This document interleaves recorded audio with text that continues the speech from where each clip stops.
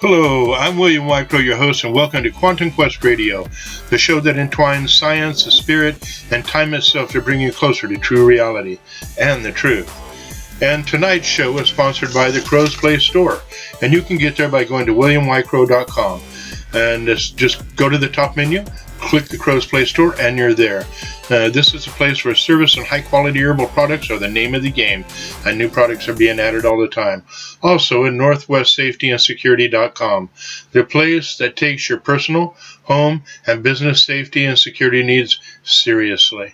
Okay, tonight's show, we're going to be talking about living off the grid. And I have my wife here, Sue. Hello. And I brought her in because, we need two points of view, the male and the female. And I figured if we do it this way, then some of the women's questions will be answered right away, So, plus, it's being safety. I can't be, jumped on or whined at for anything. Okay, let's start off with the first thing. I usually have the news a little bit, but I wanted to get into this because, like I said, we only got an hour.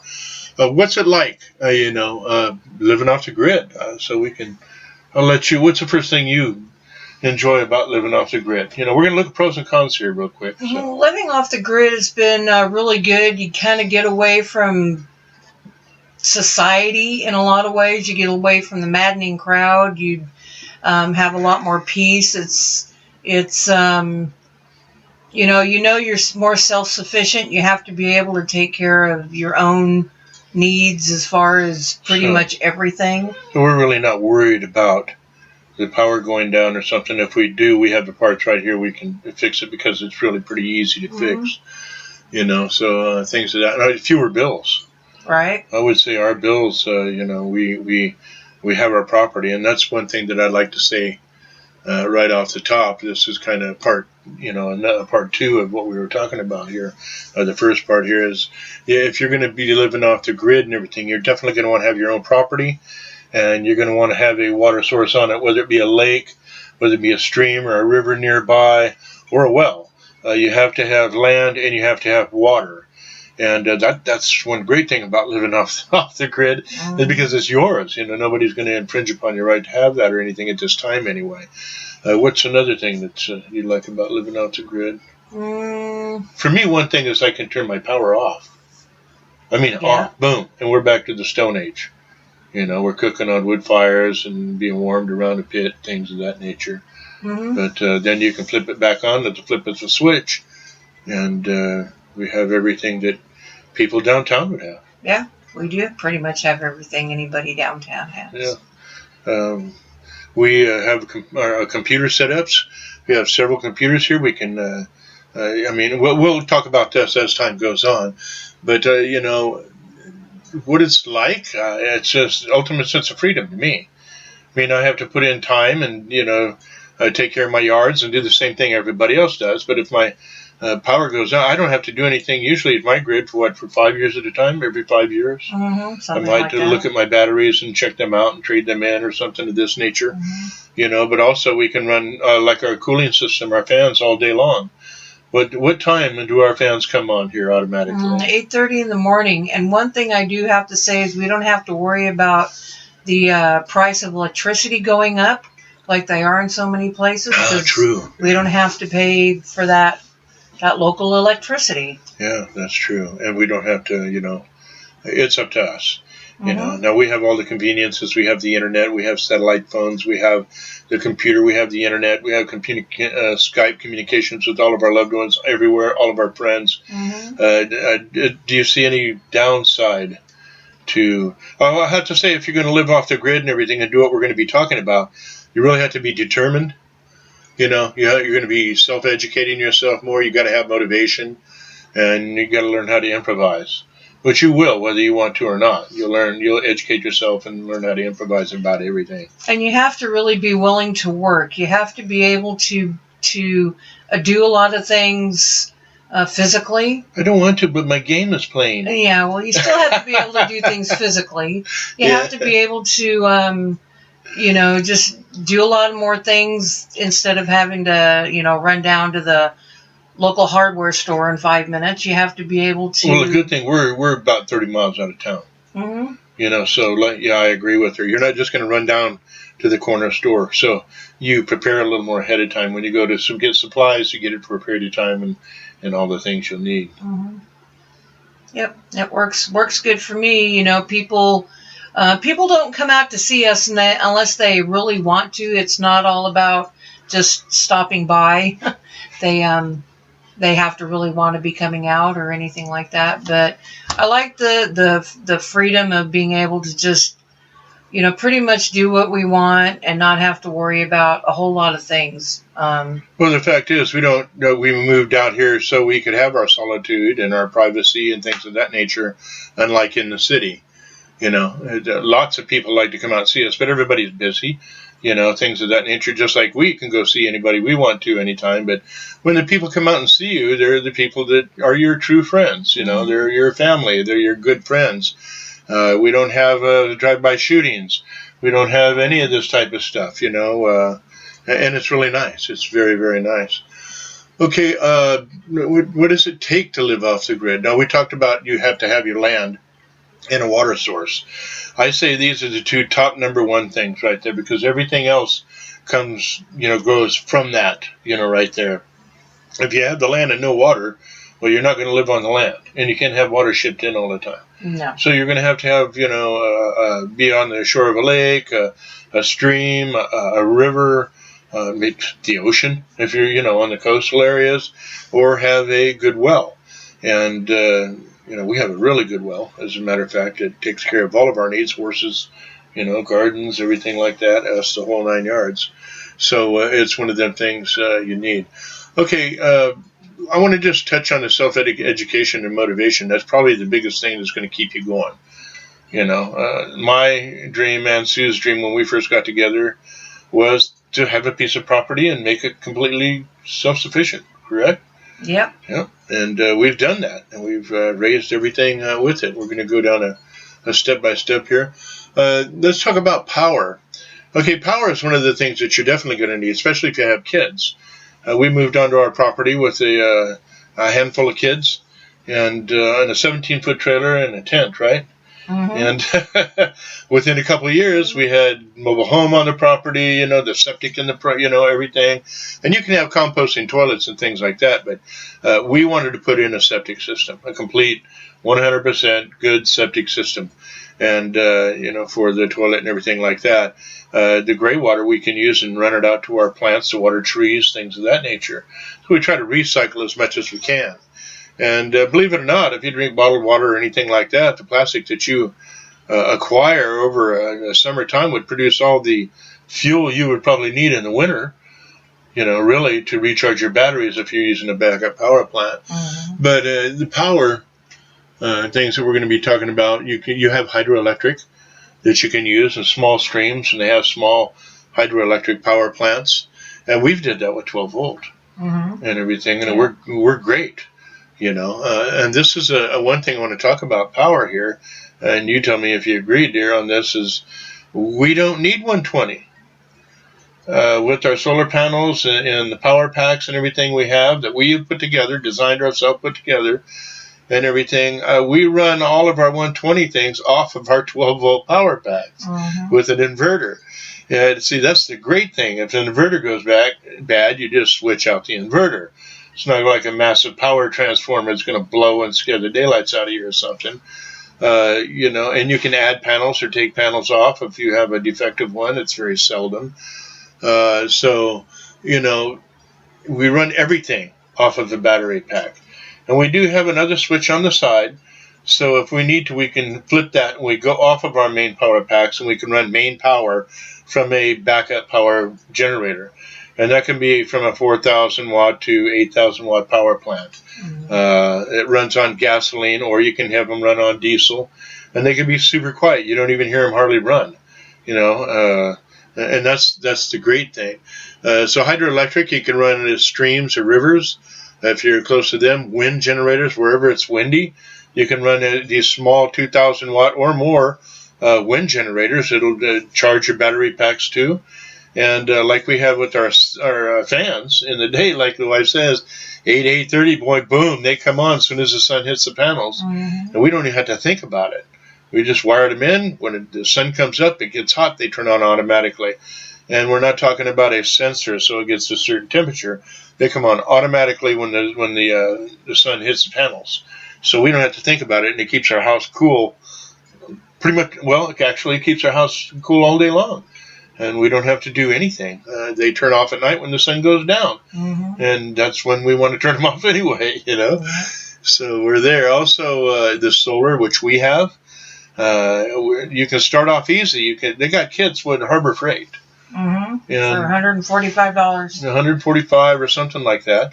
And if you're interested in turning around and doing stuff like this, if you're a single individual or just you and your lady or whatever, your companion, then you turn around and you can start with a couple of those panel systems, which can run you maybe, $250, about $300 something.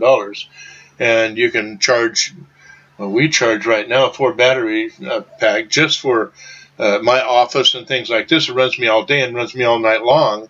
And I mean, with plenty of power, we're doing everything right now off of power that is in the battery pack. And we're running right now lights, a complete computer system, the internet, our phone system, mics, everything right here. And we're way off the grid. The closest power line is over 3 miles away from us. So and also we want to talk about, and you can piece your solar power plant together like we did. We found people that were getting rid of old panels because they were putting new ones up. See, it doesn't matter about the panel. It'll always produce you the power, if it's old, new, or whatever. The thing is, get them, combine them, find out what the voltage is on them, what the wattage is, and the amperage, and then you can get a control box that will take whatever that panel can put out, or several of them, and it'll take that power and convert it down to a lower voltage so you can charge your batteries. That's the key thing, because if you run a panel straight to your batteries, you can burn a battery out in a fairly quick period of time. But a solar panel is excellent for just putting directly on a battery to a point. You got to keep an eye on it. I've done this for a long time, and you can charge a dead car battery in no time with a panel, let's say 2 feet by 3 feet, rather quickly, within an hour for sure. So those are your types of things that you want to do: hydroelectric, wind, solar, and a power plant. So we only use our main power plant and everything, the gasoline one, when the battery pack is getting low because of cloud conditions and things like that. And sometimes at night. Sometimes at night if we're going to run extra long, do shows and things of that nature, or studying. And this is a big change from when we first came off the grid. When we first moved to be off the grid was over 20 years ago, before solar panels were really able for us to get for most people. And we would just run off of a generator, and basically we learned, and our children learned, how much power you did not need to use. Really, that's true.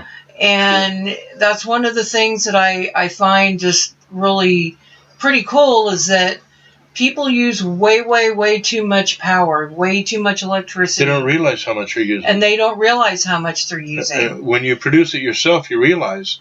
And it's like we're running, like I said, our lights and our whole house right now and everything. And but during the day when we're out doing things, everything is shut down except for our communications. And it's really cool. For power, let's talk about refrigeration just for a quick moment here. And, it's going to be in another part. But in your refrigeration, excuse me, is propane or electric. Ours is propane or electric. We run propane all the time. We don't even hook up the electric because the propane lasts us for quite a while. And it's natural gas, of course, and things. And you can go downtown and get a 25-gallon propane tank filled up, and it'll last you for a long time. In the summer. And also our hot water heater, you can have them where they're wood burning. And we do both of that, actually, in the summer. We have one outside. It's a wood burner, and for showers and things of this nature, if we wish. And we have the propane one in the house. So we've learned to adapt. One goes down, we still have the other. And that's the good thing about living off the grid. You can adapt and improvise at anything you want. Okay, well, we've talked about the power. Now, our water. Now, let's say you have a well, you have a lake or a stream or a river next to you. Waterfall, whatever. Waterfalls would be great because then you can run hydro forever, But you want to make sure that your water is clear and clean, of course, definitely. So run filters if you're trying to run it out of a lake or, something of that nature. And you might hear a dog in the background every once in a while. She's whining here. And but some of the very important things about water is you don't have to use this 110 and all this and 240 and a well. Our well down there, we have a power plant with it. It runs 240 volts to run it, but you also have a solar setup that takes 2 batteries, and it goes down in and it pumps about I'll say 1 gallon to 2 gallons a minute all day long while the sun is out. And so you figure that out. As long as the sun is out, every minute we're pumping 1.5 gallons to 2 gallons a minute into a holding tank, which is sitting higher than our house in the back. And if your ground isn't higher than your sinks and stuff in the back, then you just build a platform and you put your tank on there. And we have several tanks actually, and it's great really because that is gravity flow water. But also what we have done is on our main water we put a 12-volt shear flow tank. Mm-hmm. You're going to become real good friends with RV shops. Yeah, you can if that's how you Yep. For the lighting, low voltage and wattage lighting, LED. Everything we have is LED. Or solar. 100%. And now we do use in a couple rooms those curly Q lights, and a lot of people, there's their, because of this and that.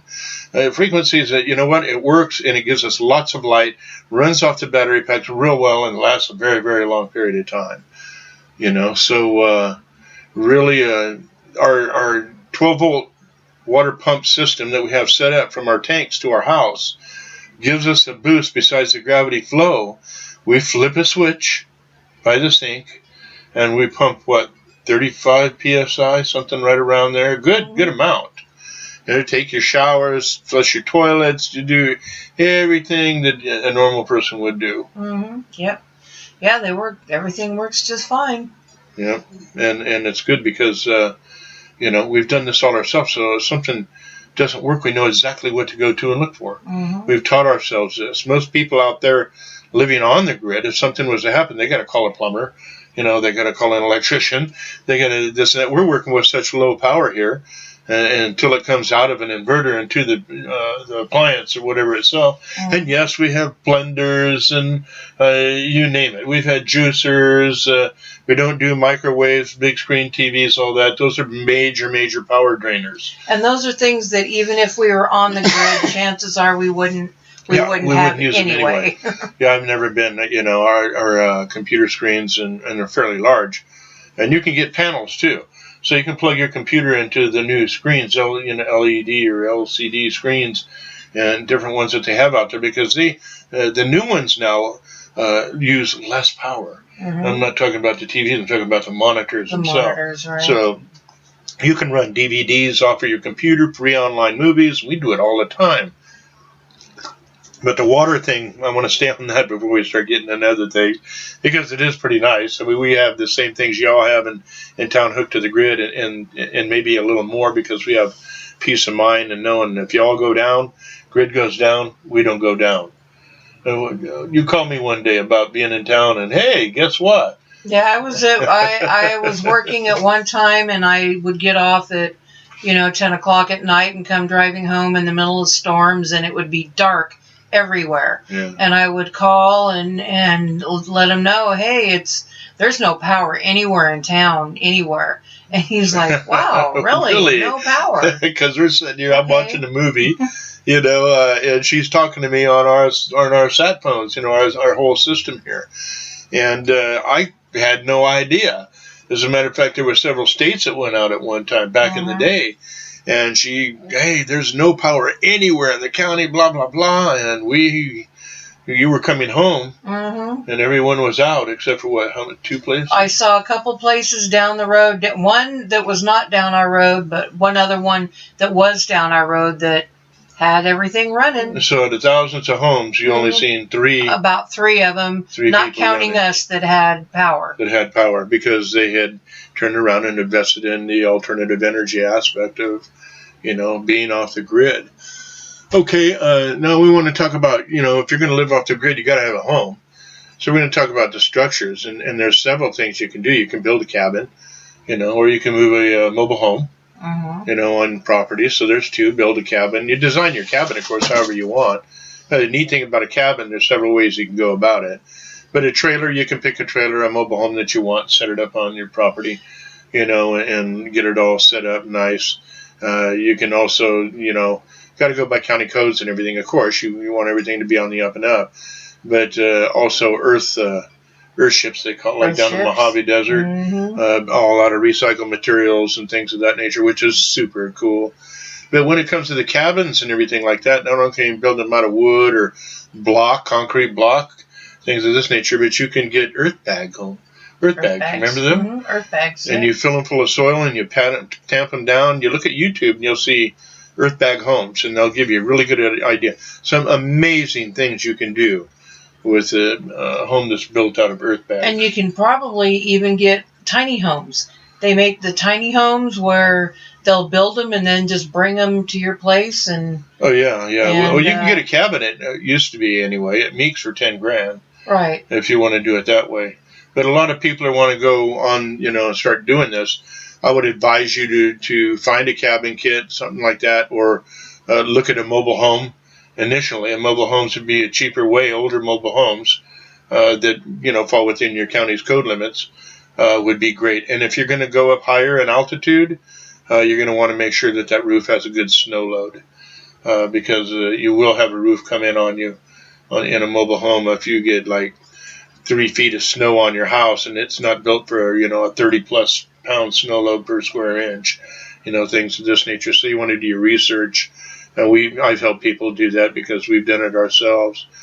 So on your home, you can make it any way you want. But, if you're going to be off of the grid, then you can really design your home to be off of the grid. You can have a smart home. We walk into, we'll talk about lighting and everything here next, actually. Tell them about our lighting setup, dear, how we're set up. Basically, I will say that you walk into an area, you can flip a switch and it'll come on. But what other systems? Well, we have a lot of motion lights in our house, like in the kitchen, especially at night, like in our kitchen and in the bathroom.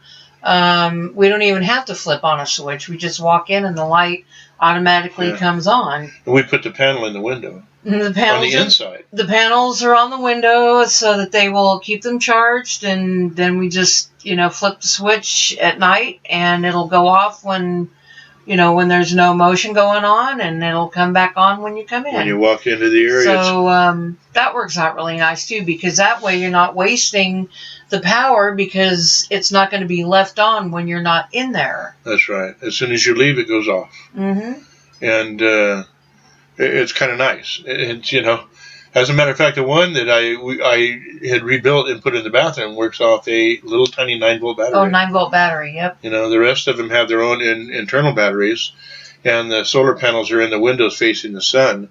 And the one in the bathroom, you just get a 9-volt battery, and it'll turn on and off whenever you come in, you leave. And it's nice because if you wake up at nighttime and you can't find your flashlight, all you got to do is kind of stand up off the bed.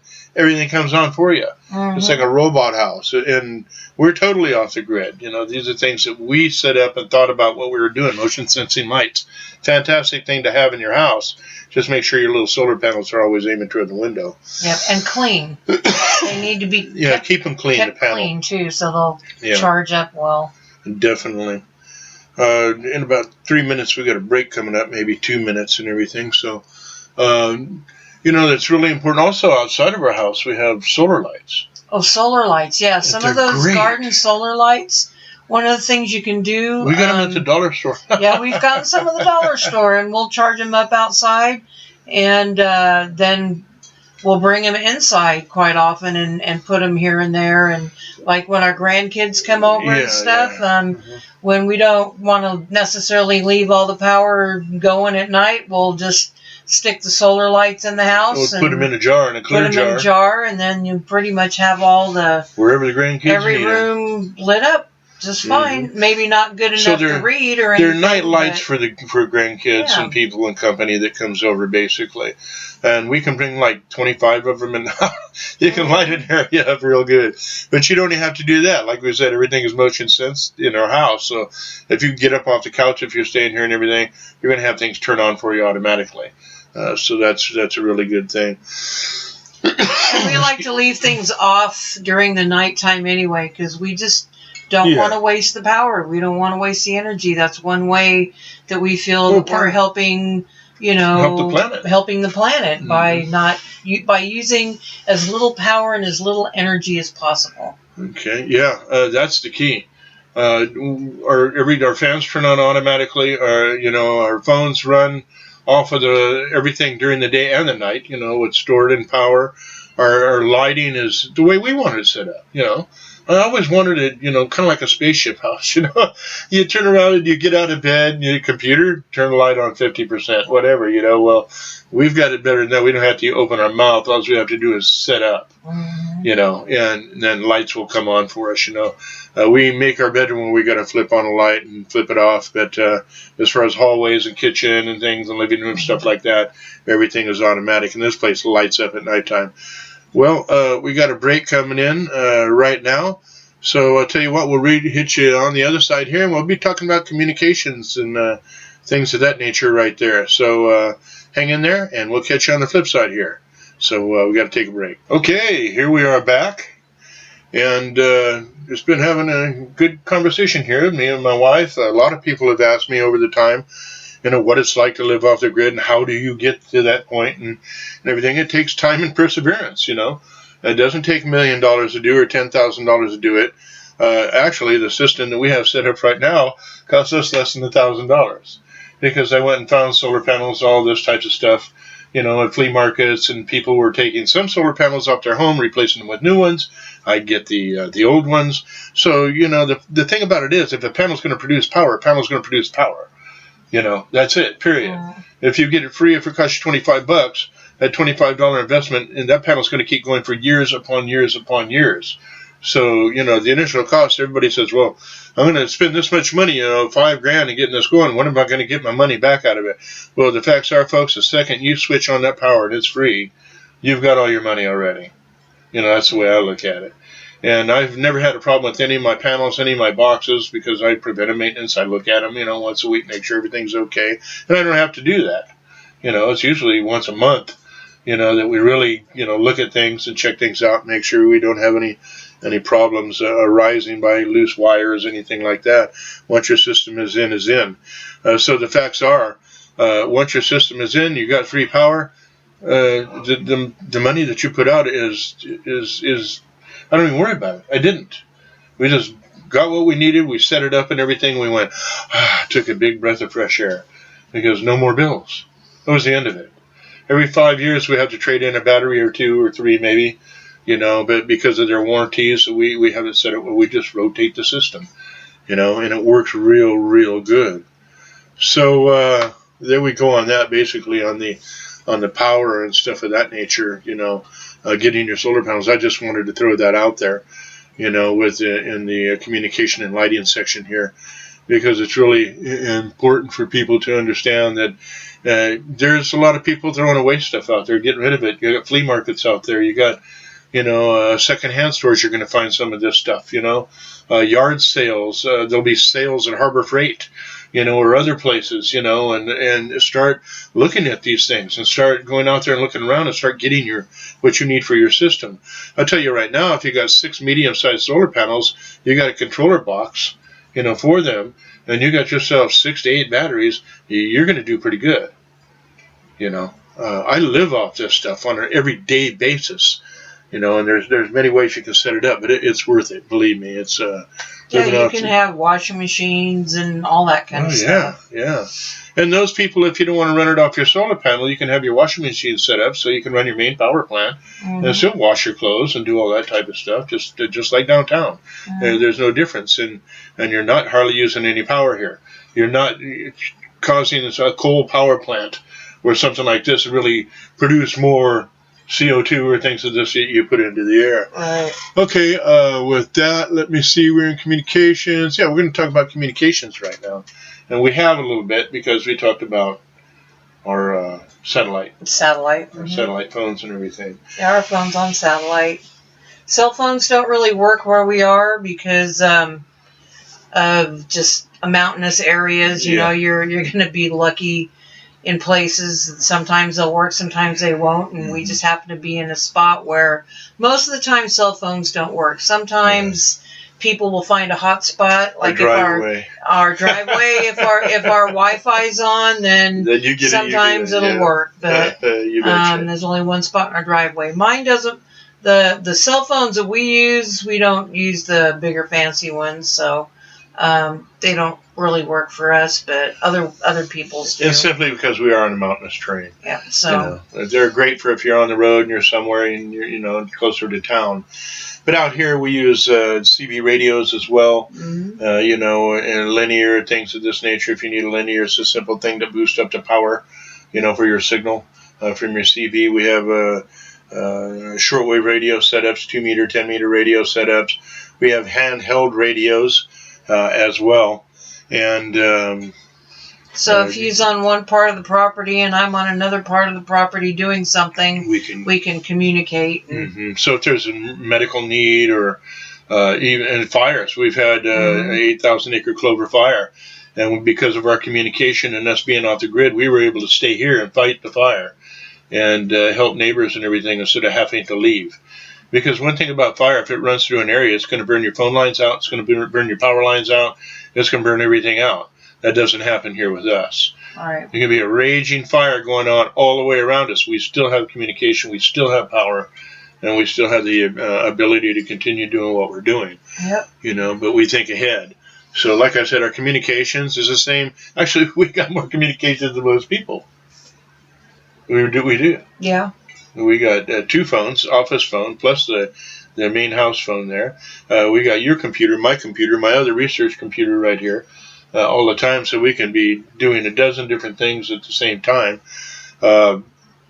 It's Skype, Facebook. I mean, we have everything. There's a lot of communication. A lot. When you have, when you can get online, you can really definitely communicate. Anything. You're not restricted like it was when we first started, like you said. When we started doing this, there was no such thing as solar panels or portable, that you could do things, really. No, and we didn't have phone lines out here either. All we had was a pager. Yeah. Anybody that needed to contact us, they had to call us on the pager, and then we had to go to the nearest phone, which was like 6 miles or more away. Yeah, to get to it. But that was the beginning. After a short period of time. That was over 20 years ago. Yeah. Now it's like living downtown. Lots changed in 20 years. Yeah, well, that's because the technologies came along, and it made things where it's totally feasible and easy to do now. Cooking. Let me see. Yeah, we're talking about cooking. I'll let you. There's a lot of things you can do off the grid. I mean, propane. We cook with propane. I never have been much of a electric person that liked to cook with electric anyway. So she's a cast iron woman. Yeah, we use propane and a lot of times I don't. You can even barbecue outside. I would like to say one thing right here real quick before you get any further. I've made it a law in our house that after 100 degrees you do not cook in my home. Yes, we do not cook inside the house in the summer where we live. So we have a cooking area outside, and actually I just use a Coleman cook stove, and it works great. Hooked up to a 5-gallon propane We don't need 4 or 5 burners. We just need 2 burners. We have solar ovens also on top of that. We have solar ovens that we've cooked with too. Put the food in the morning, and by the time 5 o'clock comes, it's ready to go. We just leave it there, and we're all good to go. Yeah, solar cooking works really well in the summer. Yeah. In the winter, we use wood stove. We have a wood stove that we use for heat. So that's where we put a lot of our water. We don't use propane for heat too often because we just prefer using wood. It's a lot better for you. If we do use a propane heat, it's first thing in the morning to knock off a chill for about 20 minutes, half an hour. Right. And then by then the wood stove's going. And I tell you what, we have a very, I do not believe in pellet stoves, I'll tell you right now. And my only reason for that, I mean, they may be great for great people, but I got to buy my wood for somebody else that's already a little pellet to use, and I want the freedom to be able to use whatever I want in my wood stove. So I can cut wood, twigs, whatever I want, put it in there, heat my home with it, and at the same time heat water. You can cook on it. I cook on it, yeah. Yeah, we've cooked meals. I would get up early when we had our kids home. I'd get up early and get the wood stove going and cook breakfast, have coffee and everything ready by the time people had to get up for school. Yeah, so, definitely. I mean, in some ways, it's a lot like back in the day, back in the... Well, you know what it is, really. I was just thinking about this. It's that word that I always like to use on other radio shows and stuff. We have found that fine blend of old-fashioned ways and modern technology. I think we need to get back to a lot of old-fashioned ways. Yeah. Because especially with the modern technologies and a lot of the video games and things like that, people are losing their sense of nature, their sense of balance, their connection, and their connection to Mother Earth and each other. Mm-hmm. So, yeah. We played a lot of... We allowed to get kids to play games. They had Nintendo and all this stuff here, too. But, my priority was you got your chores done, you got your homework done, then you can play the game. Mm-hmm. And you didn't play it for 2 hours at a time. You played it for an hour. Yes, and that was even when we were living here off the grid. Yeah, off the grid. Yeah, we got games. We still had video games, yes. Everything everybody else had, we had. And the good thing is, if we wanted to, we could step out off our porch and take a pee. Well, you can't do that in town, you get arrested. We don't do that. I'll just say it. That's what you can do. And if somebody is driving through your neighborhood, you know the sound of an engine. You get so used to your environment that if something is out of whack, a different noise or something, you know that it's not from the area. Mm-hmm. So that's very. But the cooking, we do propane, wood stoves.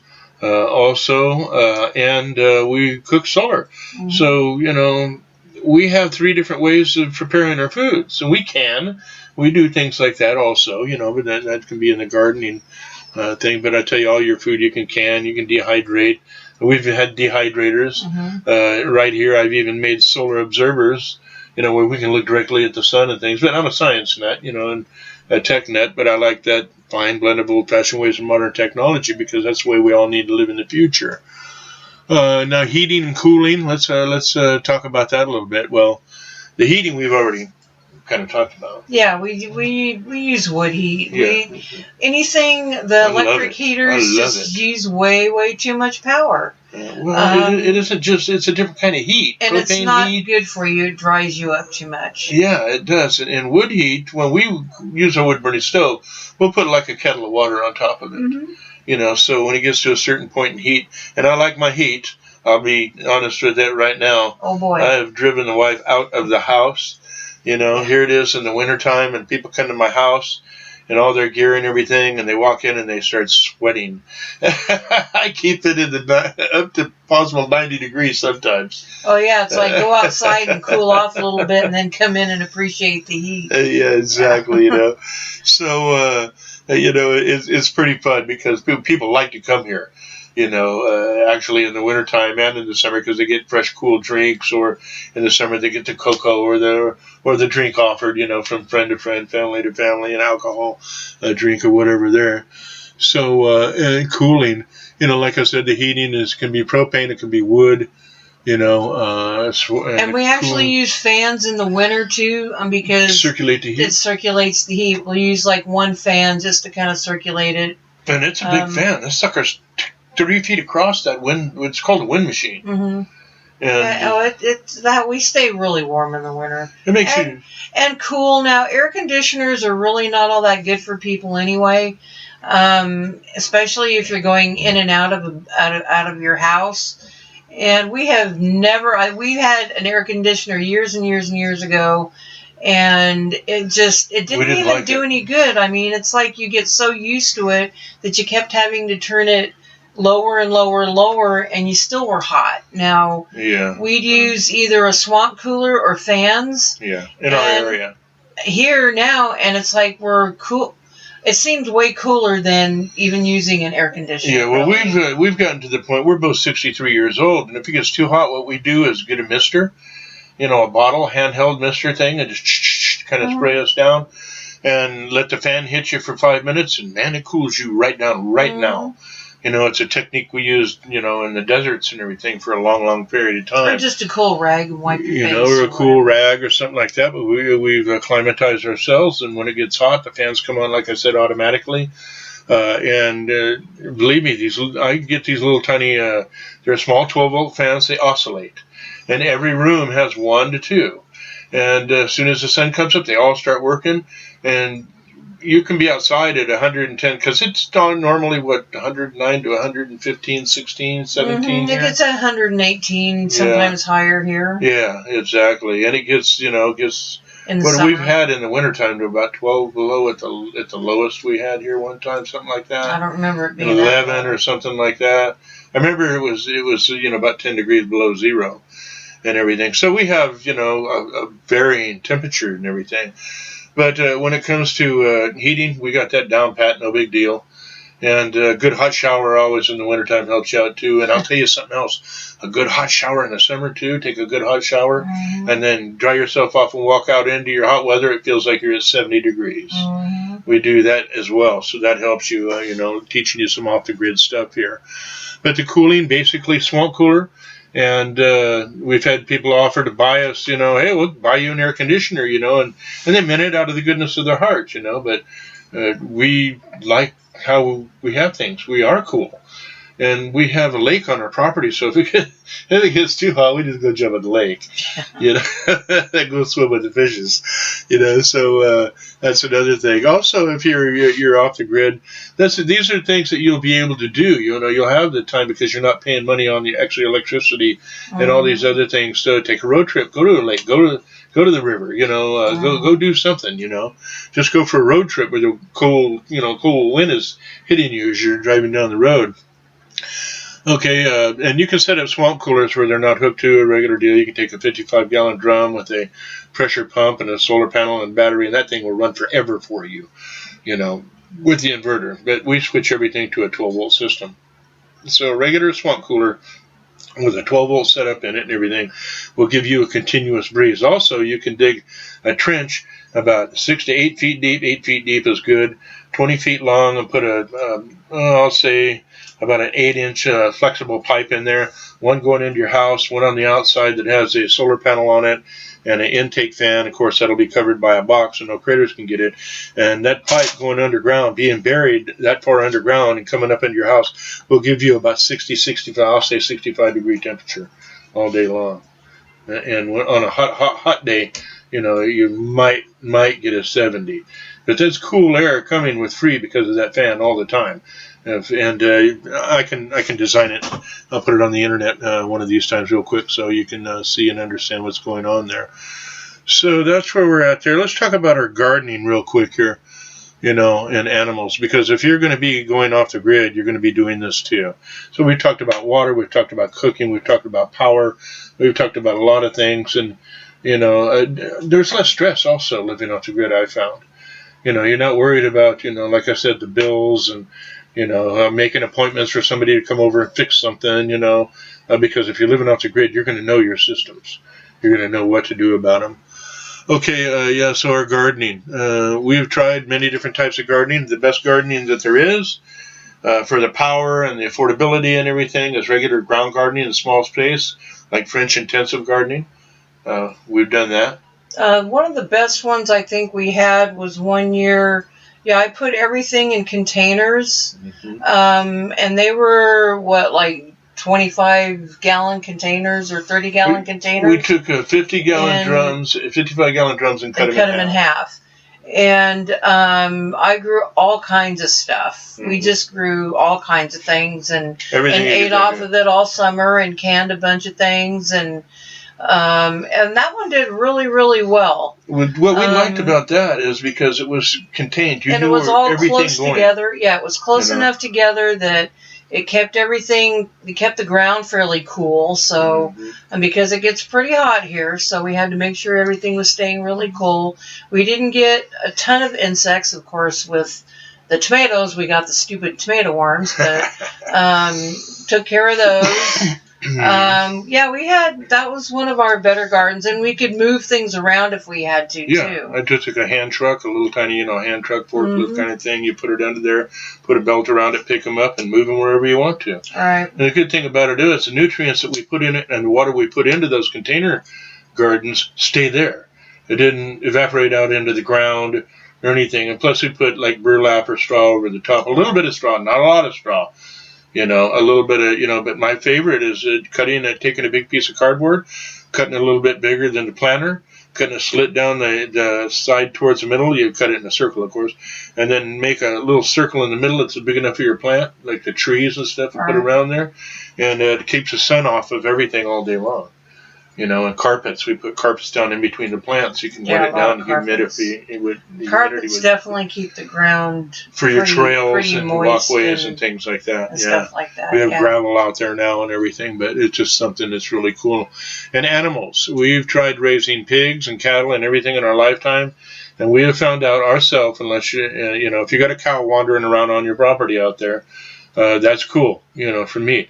But we found the two things that are easy to raise, and you benefit a lot quicker because they produce a lot quicker, and there's more of them, and it's really good, meat and things like that. And plus, there's chickens and rabbits and fish.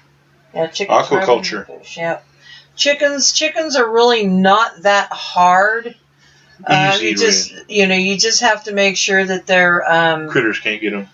They're safe from critters, because we had quite a few, and then we had some problems with raccoons a few times. But you just have to make sure various make sure animals their aren't pen going to is where nothing can get into them at night when they're sleeping. That's the key.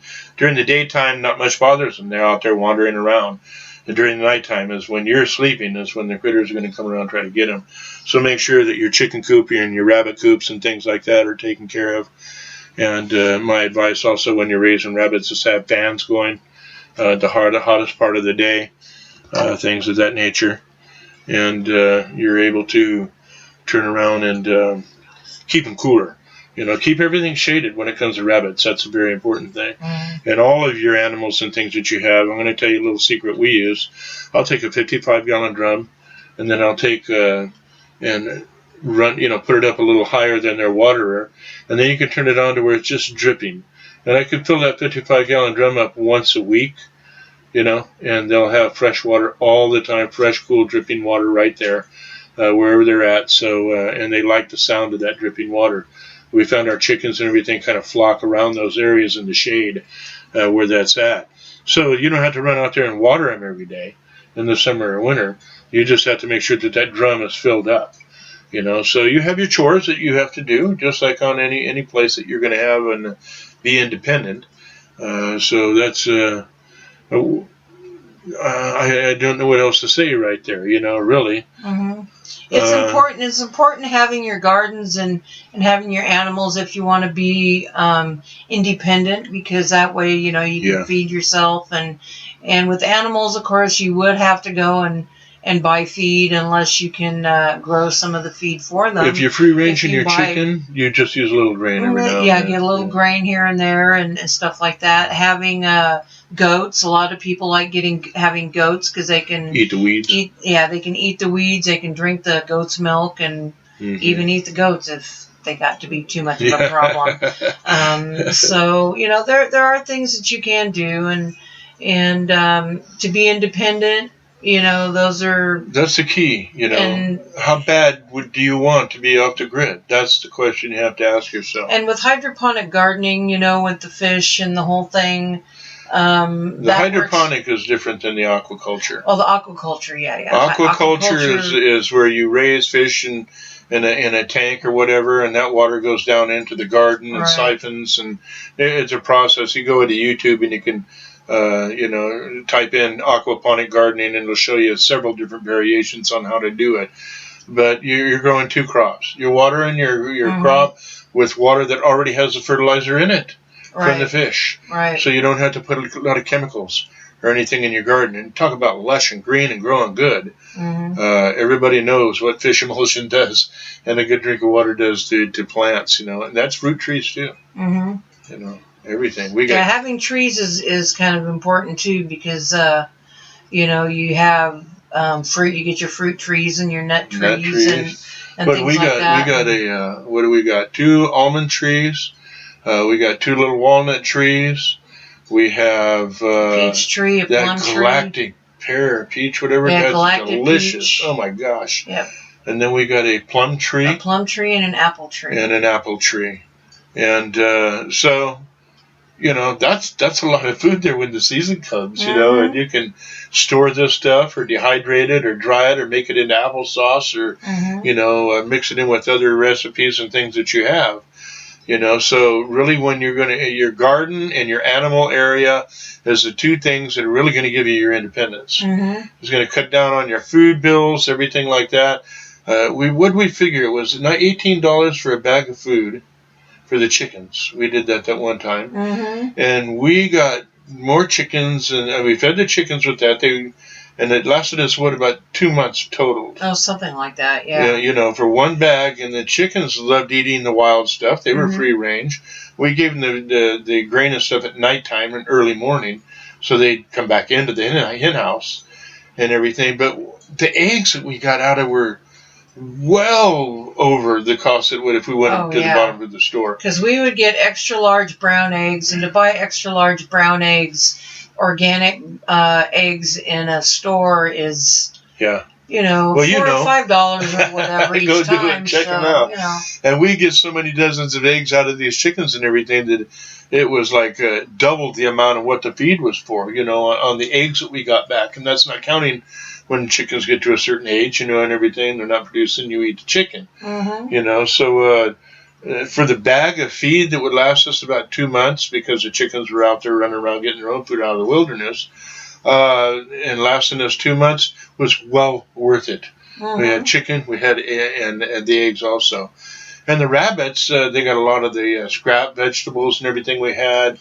During the year, we'd cut wild vegetables and things out there, grasses acorns. For them. They love acorns. Crazy. I never knew that before. Our rabbits loved acorns. They wouldn't eat them all the time. It was like a special snack for them, and like I said, we raise pigs and everything. Now you got to have a really sturdy container. I mean, pen and stuff that for them should just need a concrete floor, basically, because they have a way of getting out, and they make their smell when it really gets hot and everything. So if you don't want that kind of stuff around your house that close. Another good thing about being off the grid, if you have your own property that has a lot of vegetation around it, is getting to know the wild vegetation, so that you'll be able to know the kinds of things you can eat out there. Yeah. You just never know. Well, we've taught our kids how to do that. How to go out there and get brodea.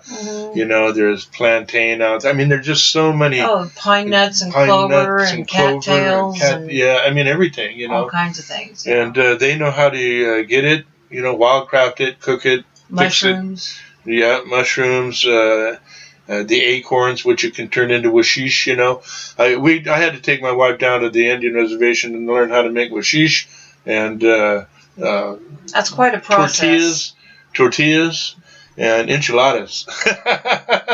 Because she's German, so I had to take her to the res, and we made a special trip down there to do all this stuff and everything. But the acorn, we can make acorn meal and everything. So look at your environment around you also when you're choosing a place to live. They'll have a lot of natural food around there.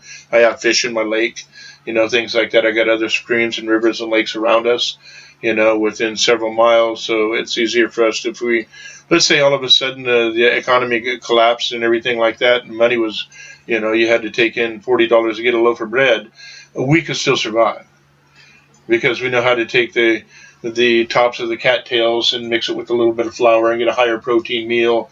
I mean, all these types of things. So there's things that you're going to want to learn. Well, that's it. We're done here. So that's the end of the show, and it just blew by. So stay tuned for the next week's show, and I'll have a guest for you then and everything. But I just thought that this would be a great time for you to learn about being off the grid, what it took, and what we had to do to get here. Okay, well, that's the end of the show, like I said, so you guys take it easy, have a great time, and catch us on truthfrequencyradio.com every Sunday from 4 to 5, besides my YouTube channel. And Sue? Bye. All right, there you go. You guys take it easy. Have a good day. Bye-bye.